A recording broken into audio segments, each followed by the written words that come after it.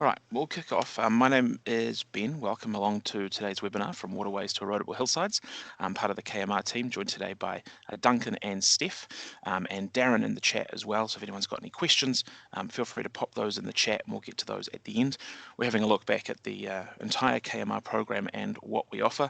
It'll split between Steph and Duncan. There'll be more than enough time at the end for some extra questions. Just to note that this is being recorded and will be put up on our YouTube so it can be sent around, and you'll get a recording of this at the end of it as well to your inbox. I'll hand over to Steph now to introduce herself. Kia ora koutou. Hi everyone, my name's Steph. I'm part of the KMR team. I'll just run through what we're going to cover today. So thanks for coming along. This is what we're going to work through. We're going to give you a bit of an overview of KMR and how our funding works and what we can fund, and then how you can get involved. As Ben mentioned, should be plenty of time for questions, so hold on to these or pop them in the chat as we go.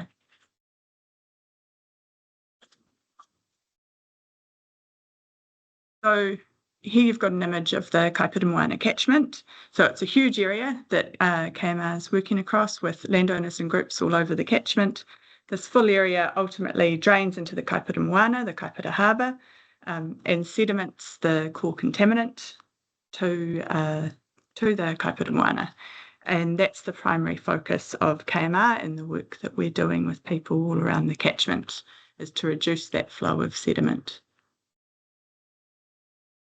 So we're working with hundreds of landowners and groups already, and each of the yellow shapes that you can see on this map here is a property of someone, a landowner or a group that we're already working with. So what we do is we work with people to develop a sediment reduction plan. With Fonterra farmers, they can also do this with their sustainable dairy advisor through their Tiaki plan. And through these plans, we develop projects, sediment reduction projects that KMR can co-fund. So with 738 plans prepared and 96 in development, that's more than 840 properties already working with us, covering the plans that are already done cover well over 130,000 hectares. And lots of those people are already in their second or third year or second or third project with us. So how do we work for you? So KMR's got locally based field advisors all over the catchment, and when you contact us, one of those field advisors will be in touch and line up a time to visit you. We offer, through that process, free advice. The field advisor will come out, walk the land with you to discuss your aspirations and project options, no obligations. The field advisor, if you want to develop a project or a plan with us, can work with you to prepare that, and that can help you to access KMR funding to implement and deliver that project. Typically, we pay up to 50% of the costs of eligible projects, and we can provide support throughout the project. So once it's contracted, we can continue to provide support for project delivery. What you can do and what we can co-fund. Basically, we can work with anyone in the catchment, irrespective of sector, if there's opportunities for sediment reduction on the land. Our funding and our criteria are aligned to good practice, and also support regulatory and market drivers. So regulatory drivers like stock exclusion regulations, and market drivers like consumer demands for more environmentally positive products. While the focus of our projects is all around sediment reduction, there's lots of ways that these can deliver wider benefits, like making your property or farm easier to manage and letting you to focus on the more productive areas in it. Our grants are based on an estimate of cost. So we've got a schedule of up-to-date market prices, and these account for things like access and difficulty of terrain. And we use those to cost up a project, and then your grant will typically be 50% of that estimated cost. And important point, we're a voluntary program. everyone who's working with us, the 800 plus landowners and groups, has chosen to do so. And we work really hard to work with you, not just to align with that good practice and that sediment reduction focus that KMR has, but also to suit your situation and to try and make our processes pretty quick and easy to get through. This sort of sets out the process in a nutshell. If you get in touch with us you can do that through our website, email, or you might chat with the field advisor at an event or somewhere, then that sort of kicks off a process where somebody will follow up with you, get in touch, line up a visit, come out and visit you, to walk around your property with you, figure out where the priorities are, and you can then head on to develop a project or plan even a multi sort of year view of what you'd like to do with us. Projects are always reviewed and approved by KMR once they've been developed. A contract, provided to you for you to sign. Once that's done, you can crack on and do the work.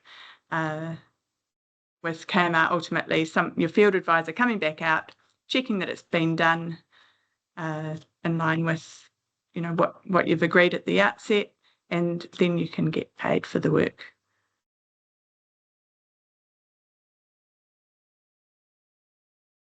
So if you look around, this is an image of somewhere at the landscape within our catchment already. You can see lots of examples of the types of things that we can support already in our landscape. The next part of the presentation, I'm going to hand over to Duncan, and he's going to talk us through some of these things in more detail. Good morning, everyone. Thanks for coming along to the webinar. So I'm going to just talk about some of the nuts and bolts of activities we can do on the farm. We call them remediation activities. You'll know them as fencing and planting and other things. Fencing, we've been talking about fencing for 12 years since the Dairy Accord. And it's the single best thing you can do to keep your cows in stock in the place that you want them to be, and some of the places we would prefer they aren't. So we match your fencing requirements to the stock you have. So we do 1 to 7 post and wire fence. We do 7 wire post and batten if you have sheep, and that's kind of a new fence type for KMR, which is really good. And as Steph said, we grade the cost based on the difficulty. Now, we all know that some fences are easy because access is easy and the fence and type is easy, but sometimes the complexity and difficulty of the fence is there because it's up a steep slope or at the back end of the farm. And we take this into consideration whilst doing the pricing. So it's not a set price, it's a site-specific price for your job. We do require a 3-metre setback from the waterway's edge, and that waterway edge is where it tips over in a flood. And to align with best practice, to give the river some space from that fence, so you don't have to replace that fence in 5-10 years. If you are planting, we need to give space for those trees, and then we'll have to give a 5-metre setback minimum. But often the land sort of lends itself to a wider setback, and often that land is probably a better position for that fence because it floods, or the stream bank erosion, or the contour of the land suggests that if you do fence it, the water level, especially in wetlands, may rise. So we're all about practical positioning. So work with your field advisor to get to that placement of the fence. Thank you, Ben. Where are we going to be fencing? Well, we can do waterway fencing. I'll go into more detail about that next slide, but we can also do the places that you really want to keep the stock out, and that is in some of your bush blocks. Given the opportunity for that, for the health of the forest, for the next generation of trees to come through, but also making your farm a lot easier to manage, making your stock easier to retrieve when you need to move them on. And as we all know, reducing, increasing the canopy health, increasing the sub-canopy slows down the water. So also making your infrastructure on your farm more resilient to peak flows, which we know are happening. Thank you. So where are we doing the fencing and the planting? Along your waterways, along the wetlands and the coastal margins. We're often retiring areas that could be considered critical source areas, wet areas, areas on the side of waterways, wet areas on the side of the coast. And in doing so, we're creating an additional buffer for those waterways from your pasture. These areas are often quite unproductive if they're steep and they're wet, so may benefit you to get your stock out of these areas anyway, and it gives a great opportunity to put trees back in. The planting will align with the fencing regs. That coastal marine area fence line rule has been in Northland for going on 2 decades, and we all know about the waterway regs. They do change, but generally speaking, best practice is to get the stock out of those rivers. And in doing so, hopefully you can join up those remaining parts of native bush and ecological areas that you want to join up in your farm or land. We have started working a lot in hill country. We know that a lot of the sediment comes from erosion, and where there's slopes over 15 degrees, that's where the erosion has a potential to work. Steeper slopes, even more likely to happen. So we will work with anyone that has hill country over 15 degrees, has active erosion, and if we're using the old money land use class, 4E, 6E, 7E, with E being the limiting factor of erosion. So if you've got that land and want to do something with it, apart from graze it, we're happy to help.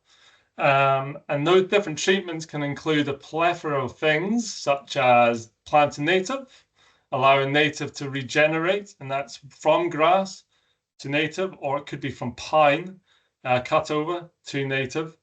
We can do and have started exotic afforestation. That's anything that's non-pine and non-weedy, and also silver pasture. That's where we grow poplars in grass pastoral situations to help stabilize the hillside. So we've got all these different treatments, and hopefully 1 or 2 or 3 of them will work for your land ownership. Native cover, of all the treatments, this is the most popular. We do several 100,000 in the last planting season on hill country and waterway edge.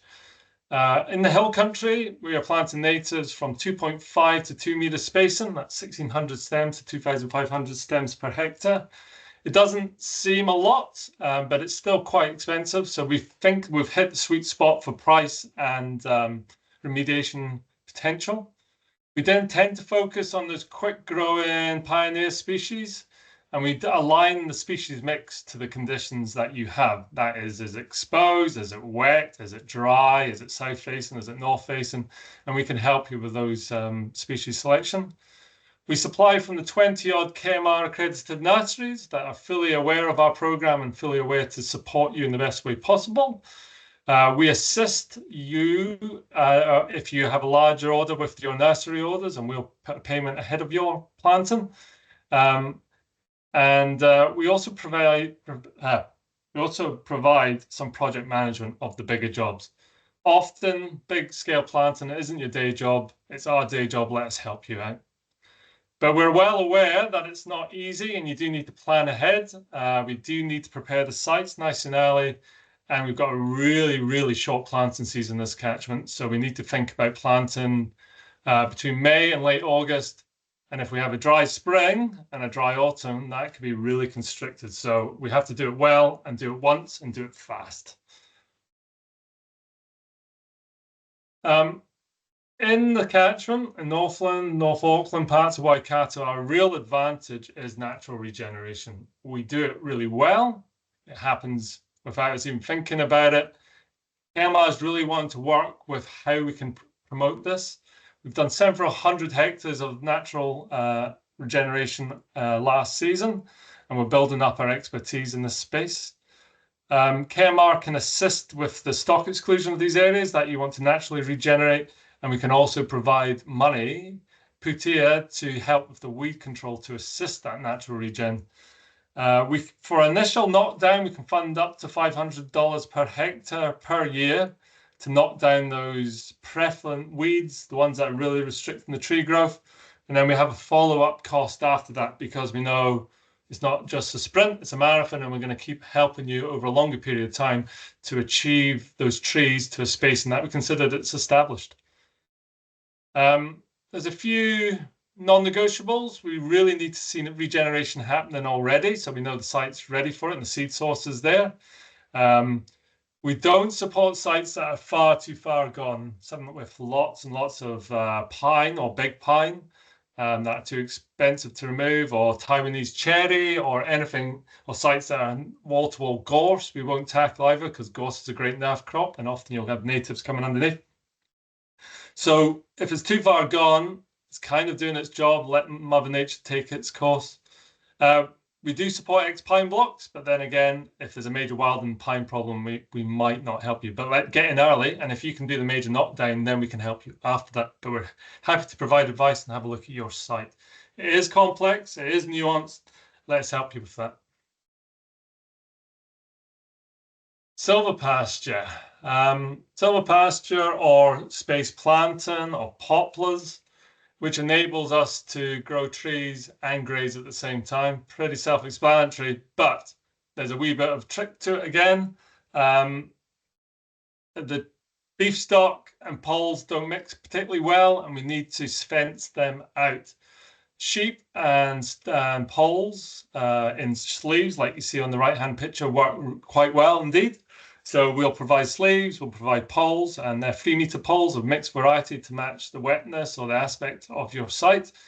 And this last season was our first season dipping our hand into poplar wands. We did 5,000 stems last season, and that's small 1.2 or 1 meter wands that you plant in the ground. You do have to keep them fallow for about 4 years, but the response is really good. The picture on the left, that's about 2 weeks after it broke its buds. It's growing really well on a wet site, and we're kind of excited about them. There's been a lot of problems with poles in the last year or two. When it's dry, they sometimes suffer, or if they get damaged by beef stock. But we're quite excited about wands. So we can provide either wands or poles, but be aware that they need to be fenced or sleeved, and they need to have a fallow period. But it gives us that one opportunity to stabilize the hill and graze at the same time. Last year also, we brought into the kitty the forestation of exotics. That's non-pine, non-weedy species such as eucalyptus, cypress, cedar.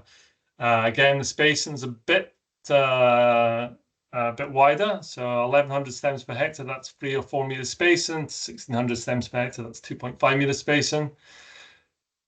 Because you can make a wee bit of money out of timber and potentially carbon out of eucalyptus, cider, cypress, redwoods, we provide a one-off payment, and that's $1,500 per hectare, one-off at time of establishment. That's kind of, depending on the site, maybe 30–40% of the cost of establishment, a wee bit lower than the normal 50% assistance, but we kind of provide assistance with fences to stock exclude.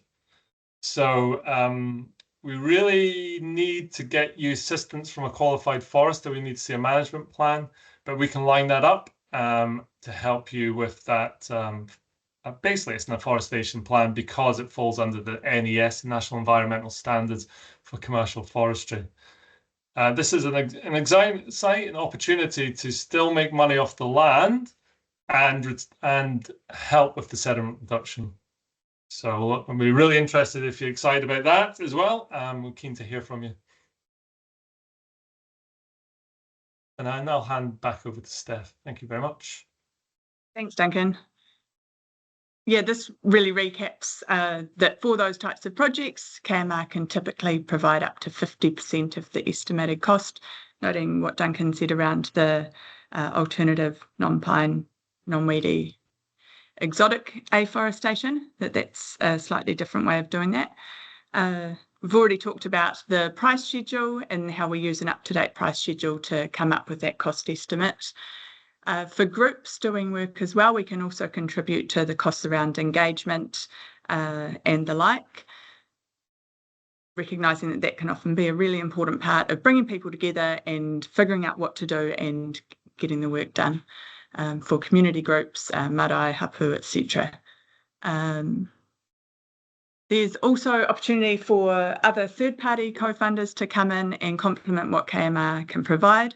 If you've got a QE2 covenanted area or are looking into that, there's opportunity to go to cost share between KMR and QE2, which reduces the cost to you as the landowner or group. Similarly, if you have a Auckland Council biodiversity focus area on on your land.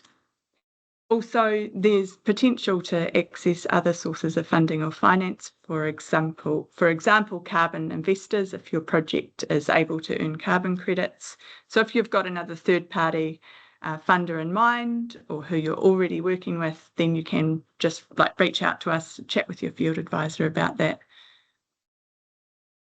Thanks, Ben.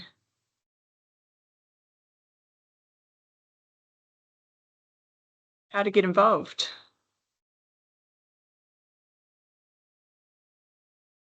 So, yeah, hundreds of landowners are working with us already over the catchment, and we've sought feedback, surveyed people who've completed work with us, and we've had some really great feedback, actually, on our field advisors and their knowledge and support that they provide, and also the process of just getting through the contracting, etc. People finding us pretty fast and easy to work with, which is awesome. And lots of people already working with us. You might have a neighbour or a friend who's already done something with us, chat to them, find out more about what's involved. We're often at field days or other local events, so pop along, have a chat with someone. If you see us with a stall there, everyone's pretty friendly, always up for a yarn. Fonterra farmers, you can talk with your SDA as well. They know they can get you hooked into developing a project or give you more information. You can also contact us via our website. There's a quick form that you can do to submit an expression of interest. Just requires you to input a few details there, or you can email us directly at hono@kmr.org.nz. Timeframes, we don't have hard deadlines, but it's always good to plan early, and that helps with getting a really good, solid project and good results on the ground. Things can take time to plan, and there are typically, as Duncan mentioned, seasonal drivers around when you might want to plant or fence, and so you want to get in ahead of that so you've got a good bit of lead time. Also, if you're wanting a contractor to do the work, they book up, and the nurseries can have pretty high demand for their stock as well. So key message there is plan early. And yeah, submit an EOI, it's no obligation, and we can have a chat about your aspirations and your property and the opportunities.